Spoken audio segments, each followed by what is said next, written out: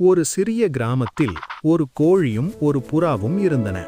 அவை இரண்டும் தினமும் ஒரே இடத்தில் சந்தித்து உணவு தேடுவதை வழக்கமாக வைத்திருந்தன.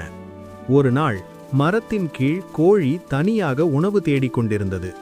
அப்போது புறா மேலிருந்து பறந்து வந்து, நாம் இருவரும் சேர்ந்து தேடினால் அதிக உணவு கிடைக்கும் என்று சொன்னது.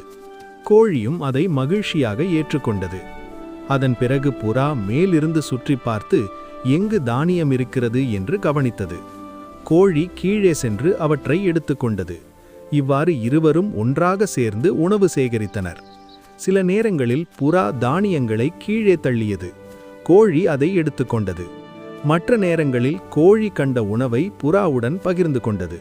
இருவருக்கும் நல்ல நட்பு உருவானது.